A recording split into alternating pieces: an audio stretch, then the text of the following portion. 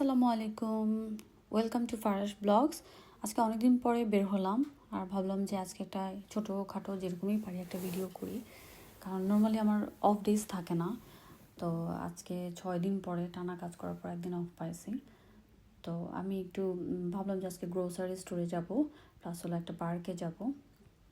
তো এই তো আমি বের হয়ে সাথে সাথে দেখি কি যে এখানে উটের বাচ্চা আর কি বেসিক্যালি।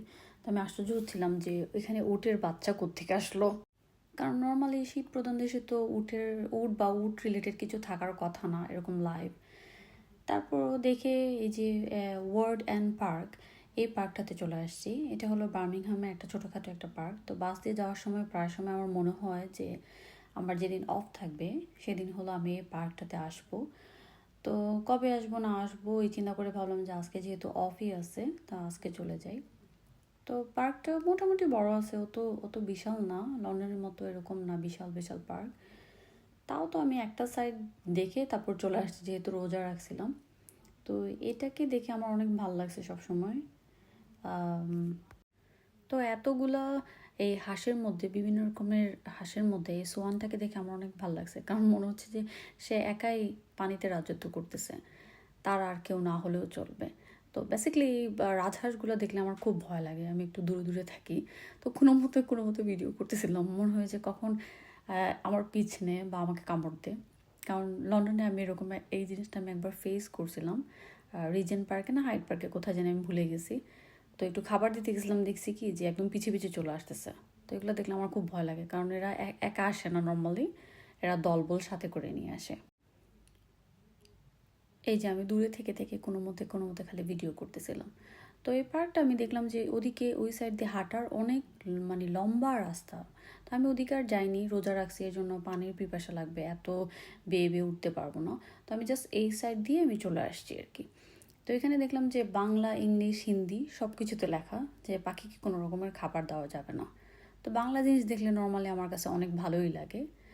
তারপরে পাশে এই যে পার্কটাতে চলে আসছে, এটা হলো বাচ্চাদের জাস্ট খেলার পার্ক বা জগিংয়ের পার্ক, হাঁটার পার্ক এরকম আর কি। তো এটা অনেক বড়।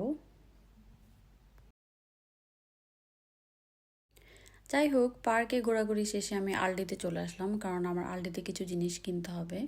তো প্রথমেই আমি কফি নিলাম, কারণ আমি বাজার করার আগে বাজারের লিস্টটা আগে করে নিই যে আমার কী কী লাগবে, নর্মালি আমি ভুলে যাই। তো এখানে পেট সেকশনে এসে দেখলাম যে মানে উইসকাস আমার বিড়ালের খাবার। তো নর্মালি আমার 2টা পার্সিয়ান বিড়াল আছে, তো এইগুলোকে আমি এই যে উইসকাস খাবারটাই দিই। তো এখানে পেটের আলডিতে দেখলাম যে ডিফারেন্ট স্টাফস আছে, এগুলো অনেক রিজনেবল প্রাইসের মধ্যে।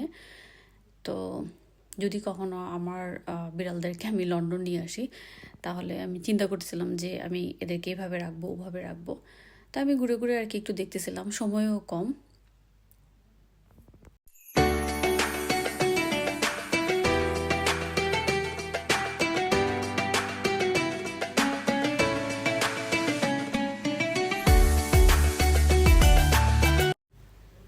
তো এখান থেকে কাস্টার্ড নিলাম, কারণ আজকে আমি অনেকদিন থেকে মনে হচ্ছিল যে ফ্রুট কাস্টার্ড আমাকে খেতে হবে। ফ্রুটস নর্মালি এভাবে মানে এমনি আমি খেতে পারি না, তো একটু কিছু মিক্স করলে তখন আর কি মানে ফ্রুটস খেতে পারি। তো তারপরে আমি চলে আসছি হলো হালাল সুপার মার্কেটে, কারণ এখান থেকে আমার ভেজিটেবলস, শাকসবজি এগুলো নিতে হবে। তো এখানে ঢুকতেই দেখলাম ওদের হলো, যেহেতু মনে হয় এটা পাকিস্তানি শপ, ঢুকতেই আমি দেখলাম যে একদম পুরা খেজুরের বাহার, অনেক রকমের খেজুর। তা আমি আমার মতো করে খেজুর নিলাম। তারপর হলো এখান থেকে আমি কিছু মানে আমার ভেজিটেবল কিছু নিলাম।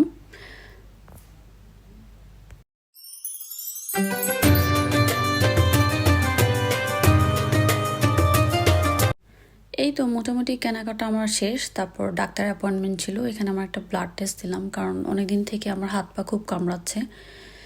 তারপরে হলো সন্ধ্যা হয়ে গেল এরকম করতে করতে। তো এই জায়গাটায় বসে আমি ইফতার করছিলাম। ইফতার কিনে নিয়ে এসে রেস্টুরেন্টে জায়গা ছিল না, পরে বাইরে বসে বসে করলাম। বাট এই জায়গাটা আমার কাছে অনেক সুন্দর লাগতেছিল, কারণ সানসেটের সময় অনেক সুন্দর লাগতেছিল জায়গাটা দেখে। তো যাই হোক ভিউয়ার্স, আজকের ভিডিওটা এ পর্যন্তই। আল্লাহ হাফিজ। আগামী ভিডিও দেখার জন্য আপনাদের সবাইকে আমন্ত্রণ জানাচ্ছি। Thank you.